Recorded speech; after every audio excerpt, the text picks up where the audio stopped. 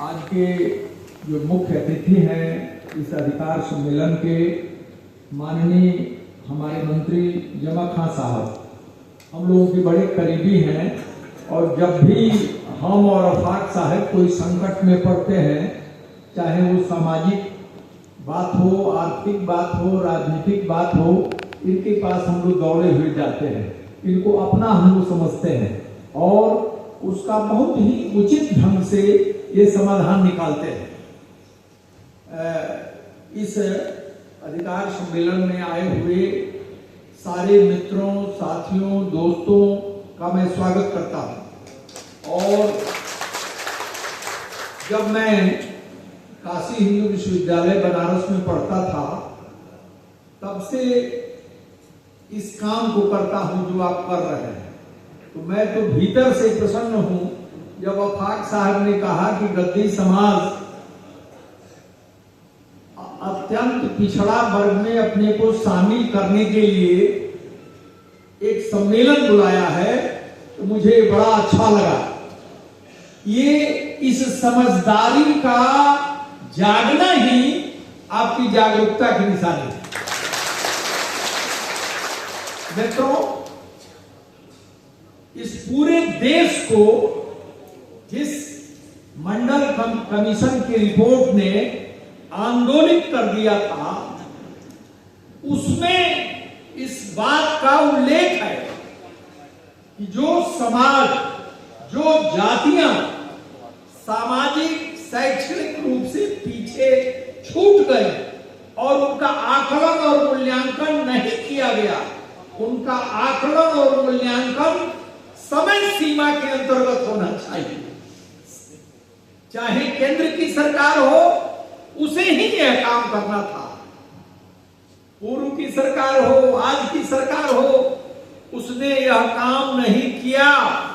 उसे करवाना है और कोई सरकार आपसे ज्यादा मजबूत नहीं होती है। आप जब लड़ना शुरू कर देंगे, संघर्ष करना शुरू कर देंगे, अपनी मांग मांगना शुरू कर देंगे, हर सरकार झुकती है, झुकती है। और मैं इस मंच से बहुत साफ और स्पष्ट शब्दों में कहता हूं कि आपकी मांग 100% जायज है और इसके लिए बहुत लंबी लड़ाई के लिए भी आपको तैयार रहना चाहिए। दूसरी बात, भाई खाली हम स्त्री और पुरुष मिल के पूरा होते हैं, यह लड़ाई खाली आप ही से नहीं लड़ी जाएगी। घर में बैठी हुई हमारी महिलाएं हैं, उन्हें भी पढ़ाना होगा, उन्हें भी जागरूक करना होगा, उनको सम्मान देना होगा, उनकी लड़ाई लड़नी। और हिंदुस्तान में केवल एक मुख्यमंत्री है जिसने दुनिया में समानता लाने के लिए सबसे आवश्यक चीज है लोकतंत्र की। हम लोकतंत्र बचाने की बात कहते हैं, अपने घर में हम लोकतंत्र नहीं बचा पा रहे हैं। और इसमें इस चीज को अगर किसी हिंदुस्तान के एक मुख्यमंत्री ने समझा, उस मुख्यमंत्री का नाम है माननीय नीतीश जी।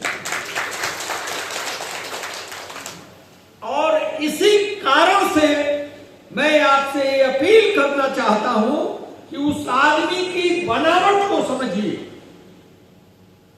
उसने अल्पसंख्यक समाज के लिए बड़े ईमानदारी से काम किया है।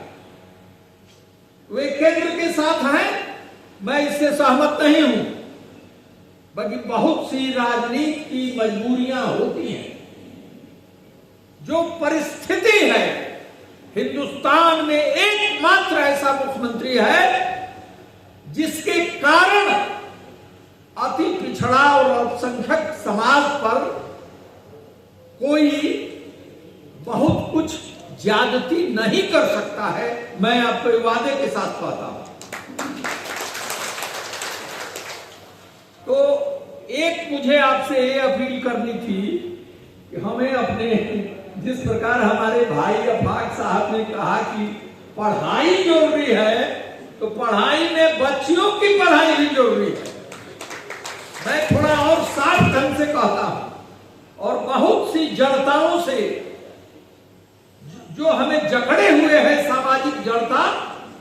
बंधन उसको तोड़ना होगा, तब समाज खूबसूरत और सुंदर होगा और दुनिया का समाज खूबसूरत और सुंदर होगा।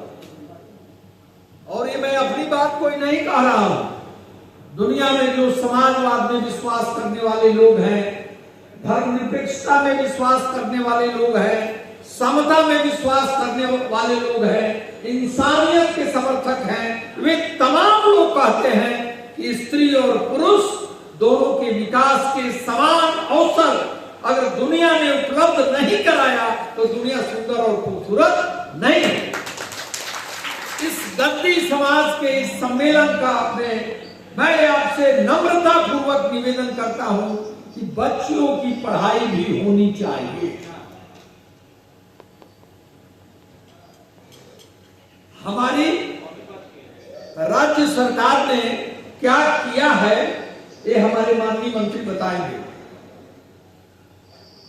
मैं इस बात का आपको विश्वास दिलाता हूं, बलियारी साहब चले गए, कि अगला जो सत्र चलेगा उसमें हम और अफाक साहब और कम से कम 1 दर्जन एमएलसी खड़ा होके आपकी बातों का समर्थन बिहार विधान परिषद के सभागार में करेंगे।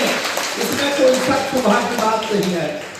और केवल ये राजनीतिक बात मैं नहीं कह रहा हूं, ये हमारे दिल और दिमाग की बात है, बिल्कुल जायज यह बात है और इसको हम लोग उठाएंगे। इसमें कहीं आपको कुछ सोचने समझने की जरूरत नहीं है। बाहर आप संघर्ष करें, सदन में हम संघर्ष करेंगे। जमा साहब माननीय मुख्यमंत्री को समझाएंगे और जहां जरूरत होगा इनके पीछे पीछे हम भी जाएंगे और ये काम होगा। मुझे पूरा विश्वास है कि यह काम होगा।